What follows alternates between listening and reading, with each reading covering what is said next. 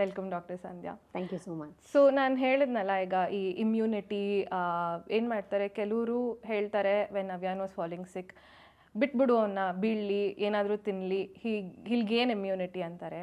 And ಕೆಲವರು ಇಲ್ಲ ಕಾಪಾಡ್ಕೋಬೇಕು ಇಮ್ಯುನಿಟಿ ಅಂತಾರೆ. So what exactly is this immunity? Is it something that we are born with, or is it something we acquire over time? How is it? Like I think people need to have more knowledge about kids immunity, because that is more gives me more anxiety. And ಸುಮ್ಮನೆ ಬಿಟ್ಬಿಡ್ಬೇಕಾ ಅಥವಾ medicine ಕೊಟ್ಟು ಸರಿ ಮಾಡಬೇಕಾ ಅಥವಾ ಮನೇಲಿ ಇಟ್ಕೊಂಡು ಕಾಪಾಡಬೇಕಾ? Okay, so immunity ಅಂದ್ರೇ I think the whole world has a very different opinion. ಯಾಕೆಂತಂದರೆ ಇಮ್ಯುನಿಟಿ ಅಂತ ಕೇಳಿದ್ರೆ people think they shouldn't fall sick, they should always be strong. But as human beings it's impossible not to fall sick ಅಲ್ವಾ? ಹುಷಾರು ತಪ್ಪೋದು ಅನ್ನೋದು it's a normal thing that happens to everybody. ಹುಷಾರು ತಪ್ಪಿಲ್ಲ ಅಂದರೆ we are an inanimate object. ಈ ಥರ ಈ ಟೇಬಲಿಗೆ ಹುಷಾರು ತಪ್ಪಲ್ಲ. So we are not tables, right? We are human beings. So ಈ ಥರ ಇರುವಾಗ ಹುಷಾರು ತಪ್ಪದೇ ಇರೋದು ಹೇಗೆ ಅನ್ನೋದನ್ನು ನೋಡೋದು ಬದಲು ಹುಷಾರು ತಪ್ಪೋದು ಮತ್ತು ಅದರಿಂದ ಬೇಗ ನಾವು ಹೇಗೆ ರಿಕವರ್ ಆಗ್ತೀವಿ ಅನ್ನೋದೇ ಇಮ್ಯುನಿಟಿ. ಓಕೆ. ಸೊ ನಾರ್ಮಲ್ ಆಗಿ when weather changes or when food changes, ಈ ಥರ ಏನಾದರೂ ಚೇಂಜಸ್ ಆದರೆ our body response to that in a immunity way. ಅಂದರೆ ಆ body is trying to fight against all the changes that is happening to the body. So ಈ immunity ಅಂತಂದಾಗ ನಾವು ಹುಷಾರು ತಪ್ಪಲೇಬಾರ್ದು ಅಂತಂದರೆ body is not fighting at all ಅಂತ ಆಗ್ಬಿಡುತ್ತೆ. So how do we measure immunity ಅಂತ ಹೇಳಿದ್ರೆ, especially in children, frequent falling ill is fine, but how quickly they bounce back ಅನ್ನೋದು ಇಮ್ಯುನಿಟಿ ಮ್ಯಾಟರ್ ಆಗುತ್ತೆ.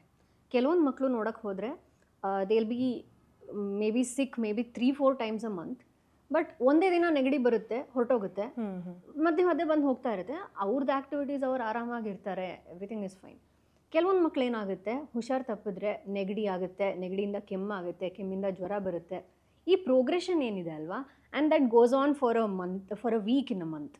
ಸೊ ಆ ಪ್ರೊಲಾಂಗ್ಡ್ ಇಮ್ಯುನಿಟಿ ಏನು ಹಾಳಾಗ್ತಿದೆ ಅದನ್ನು ನಾವು ಶಾರ್ಟನ್ ಮಾಡಬೇಕು. So that's when the immune system is actually working ಚೆನ್ನಾಗಿ ಅಂತ. ಸೊ ಈಗ ಇಮ್ಯುನಿಟಿ ಬಗ್ಗೆ ಹೇಳಿದ್ರಿ, you explain very nicely what exactly is immunity, much required explanation. So ಇದರಲ್ಲಿ ಲೈಕ್ ಯು ಸೆಡ್, ಇವೆಂಚುಲಿ ಹೋಗ್ತಾ I have seen difference in Avyan that ಮುಂಚೆ it would take him 1 full week to recover, whereas ಇವಾಗ now that he's 3 years old, it takes about 1 or 2, and then impact ಅಷ್ಟೊಂದಿಲ್ಲ. Like ಮುಂಚೆ he used to be tired, ಯಾವಾಗಲೂ he wanted to be with me on my lap, throughout the night he wanted to be on my lap. So ಇವಾಗ it is more like okay, he sleeps, syrup ಹಾಕಿದ್ರೆ ಮಲ್ಕೋತಾನೆ. So over a period of time ನಾನು ನೋಡಿದ್ದೀನಿ that he is built that strong ಇದು to overcome an illness. So is there like different types of immunity, and not just like kids related, like in general, is there like different types of immunity that kids build over time, or how does it work? How does basically the immunity cycle work? Right. So ಈಗ immunity ಅಂತ ಹೇಳಿದ್ರೆ it works in 2 ways. First thing is innate immunity ಅಂತ. Innate immunity is gotten is inbuilt in our body. Okay, generally any illness ಆದಾಗ innate immunity steps in and fights against it. Acquired immunity ಅಂತಂದಾಗ when a particular pathogen enters our body, when a particular microbe, bacteria ಇರಲಿ ಏನೇ ಇರಲಿ enter ಆದಾಗ ಅದಕ್ಕೆ ತಕ್ಕಂತೆ modify ಮಾಡಿಕೊಂಡು specific ಆಗಿ ಟಾರ್ಗೆಟ್ ಮಾಡಿ the body fights against it. So ಅವಾಗ ಏನಾಗುತ್ತೆ, ಆ ಬಾಡಿಯಲ್ಲಿ ಆ ರೆಸ್ಪಾನ್ಸ್ ಟ್ರಿಗರ್ ಆಗಬೇಕು ಅಂತ ಹೇಳಿದ್ರೆ that body should have already recognised that pathogen before. So this is where exposure comes into picture. So ಈ ಇನ್ನೇಟ್ ಇಮ್ಯುನಿಟಿ ಬಂದ್ಬಿಟ್ಟು ಎಲ್ಲರಲ್ಲೂ ಇರೋದೇನೆ, ಸಾಧಾರಣವಾಗಿ ಇರುತ್ತೆ.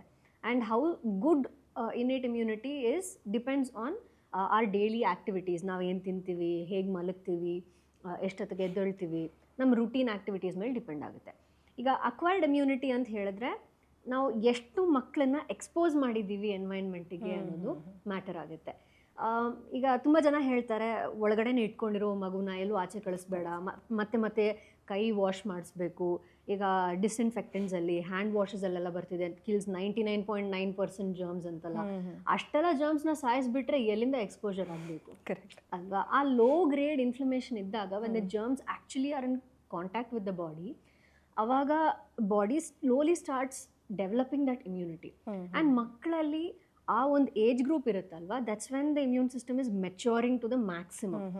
ಸೊ ಅಷ್ಟು ಚೇಂಜಸ್ಸು ಅಷ್ಟು ಬೇಗ ಬೇಗ ಡೆವಲಪ್ ಆಗ್ತಿದೆ ಅಂತ ಹೇಳಿದಾಗ ನಾವು ಅದಕ್ಕೆ ಫೀಡ್ ಮಾಡಬೇಕು. ಸೊ ನಾವೇನು ಅನ್ಕೋತೀವಿ, ತುಂಬ ಪ್ರೊಟೆಕ್ಟೆಡ್ ಎನ್ವೈರ್ನ್ಮೆಂಟಲ್ಲಿ ಇಟ್ಕೋಬೇಕು, ನ್ಯೂಟ್ರಿಷನ್ ಚೆನ್ನಾಗಿ ಕೊಟ್ಟರೆ ಮಕ್ಳಿಗೆ ಚೆನ್ನಾಗಿ ಬೆಳೀತಾರೆ ಅಂತ ಅನ್ಕೋತೀವಿ. ಬಟ್ ಆದಷ್ಟು ಮಕ್ಕಳನ್ನ ಎಕ್ಸ್ಪೋಸ್ ಮಾಡಬೇಕು. ಏನು ಹೊರಗಡೆ ವಾತಾವರಣ ಇದೆ, ಪಾಲನ್ ಇರಲಿ, ಏರ್ ಪೊಲ್ಯೂಷನ್ದು ಇರಲಿ. ಐ ಆಮ್ ನಾಟ್ ಸೇಯಿಂಗ್ ರೋಡಲ್ಲಿ ಬಿಟ್ಬಿಡಿ ಅಂತ, ಬಟ್ ಆ ಡಸ್ಟಲ್ಲಿ, ಆ ಮಣ್ಣಲ್ಲಿ ಮಕ್ಕಳನ್ನ ಆಟಾಡೋಕ್ಕೆ ಬಿಡಬೇಕು. ಅದರಲ್ಲಿ ಯಾವಾಗ ಮಿಕ್ಸ್ ಆಗಿಬಿಟ್ಟು ಸ್ಕೂಲಿಗೆ ಹೋದಾಗ ಬೇರೆ ಮಕ್ಕಳ ಜೊತೆ ಇರ್ತಾರೆ, ಬೇರೆ ಮಕ್ಕಳಿಂದ ಬೇರೆ ಥರ ಬ್ಯಾಕ್ಟೀರಿಯಾ ಆ್ಯಂಡ್ ಅದರ ವೈರಸಸ್ ಸಿಗುತ್ತೆ. ಸೊ ಇದ್ರ ಜೊತೆಗೆ ಅವರು ಮಿಕ್ಸ್ ಆದಾಗ ಅವ್ರ ಇಮ್ಯುನಿಟಿ ಇನ್ನೂ ಚೆನ್ನಾಗಿ ಡೆವಲಪ್ ಆಗ್ತಾ ಹೋಗುತ್ತೆ. So this is acquired immunity. Okay. ಆಯುರ್ವೇದದಲ್ಲಿ ಇನೇಟ್ ಇಮ್ಯುನಿಟಿ ಆ್ಯಂಡ್ ಅಕ್ವೈರ್ಡ್ ಇಮ್ಯುನಿಟಿನ ಹೇಳೋದು ಓಜಸ್ ಅಂತ ಒಂದು ಕಾನ್ಸೆಪ್ಟಿಂದ. ಈ ಓಜಸ್ ಏನು ಅಂತ ಹೇಳಿದ್ರೆ ನಮ್ಮ ಧಾತು ಸಾರ ಅಂತ ಹೇಳ್ತೀವಿ. ಸೊ ನಮ್ಮ ಆಯುರ್ವೇದದಲ್ಲಿ ಎಲ್ಲ ಟಿಶ್ಯೂಸ್ ಅಂತ ನಾವೇನು ಹೇಳ್ತೀವಿ, ರಸ, ರಕ್ತ ಇತ್ಯಾದಿಗಳು, ಅದು ಎಲ್ಲ ಡೆವಲಪ್ ಆದಮೇಲೆ ಅದ್ರದ್ದು ಉತ್ತಮ ಸಾರ are the essence of that is ojas. So ojas is the vital thing that protects your body, that helps your body grow in the right way. Vitality ಅಂತ ಹೇಳ್ಬೋದು ಓವರಾಲ್. ಸೊ ಈಗ ಓಜಸ್ ಬೆಳಿಬೇಕು ಅಂತ ಹೇಳಿದ್ರು ಕೂಡ Ayurveda gives a slightly different perspective, equally important. Ayurveda says diet, life style, all of this matter. Along with that ಹೃದಯ ಅನ್ನೋದು, the heart of the child matters a lot. ಮಕ್ಕಳಿಗೆ ನಾವು ಸಣ್ಣ ವಯಸ್ಸಲ್ಲಿ ಅನ್ಕೋತೀವಿ ಅವ್ರಿಗೇನು ಬುದ್ಧಿ ಅಷ್ಟು ಬೆಳೆದಿರಲ್ಲ, ಇಮೋಷ್ನಲ್ ಹೆಲ್ತ್ ಅಷ್ಟು ಬೆಳೆದಿರಲ್ಲ. So we give them all kind of cues. Instagram reels browse ಮಾಡೋದಿರಲಿ, or some random item numbers songs ಥರ ಹಾಕೋದಿರಲಿ, all of this is subconsciously feeding their mind. And heart is not just a seat of emotions. ನಾವು ಮನಸ್ಸು ಅಂತ ಹೇಳಿದಾಗ it applies to the heart according to Ayurveda and yogic science. And heart is also a physical organ that is pumping out blood throughout. Heart is mainly a seat of ojas. So immunity ಏನಿದೆ, it resides in the heart. And all the circulatory fluid that is absorbed in our gut is going to the heart according to Ayurveda. So rasadhatu or the nutritive fluid ಏನು form ಆಗ್ತಿದೆ ಅದು first ಹಾರ್ಟ್ಗೆ ಹೋಗಿ ಅಲ್ಲಿಂದಾನೇ ಎಲ್ಲ ಬಾಡಿಗೆ circulate ಆಗ್ತದೆ. So heart is such an important organ ಅನ್ನೋ ಕಾರಣಕ್ಕೆ ನಾವು ಹಾರ್ಟನ್ನ ತುಂಬ ಹುಷಾರಾಗಿ ನೋಡ್ಕೋಬೇಕು. Be it what we are feeding them emotionally, the kind of words we use, ಕಠೋರವಾದ ಶಬ್ದ ಯೂಸ್ ಮಾಡೋದು, ಅಥವಾ ಅವ್ರಿಗೇನೋ ಇಷ್ಟ ಇಲ್ಲ ಅಂತಂದಾಗ ಫೋರ್ಸ್ ಮಾಡಿ ಅದನ್ನು ತಿನ್ನಿಸೋದೇ ಇರಲಿ, ಫೋರ್ಸ್ ಮಾಡಿ ಒಂದು ಕೆಲಸ ಮಾಡಿಸೋದೇ ಇರಲಿ, ಈ ರೀತಿ ಏನೇನು ನಾವು ಅನ್ಕಾನ್ಷಿಯಸ್ ಆಗಿ ಮಾಡ್ತೀವಿ ಅಲ್ವಾ. So all of this will affect the ojas as well. Okay. So are you saying in terms of diet also for kids, their surroundings also like matter a lot, or ಏನು ನೋಡ್ತಾರೆ, ಏನು ಎಲ್ಲಿರ್ತಾರೆ, all of that also affects the physical body. ಖಂಡಿತ. Because our emotions are also certain energies. And emotion, ಈಗ there is a lot of research happening in this. When we are given certain emotional cues, our body inculcates it. ಅದು ನಮ್ಮ body ಅದ್ರ ಒಳಗಡೆ ಸೇರಿಸ್ಕೊಳ್ಳುತ್ತೆ.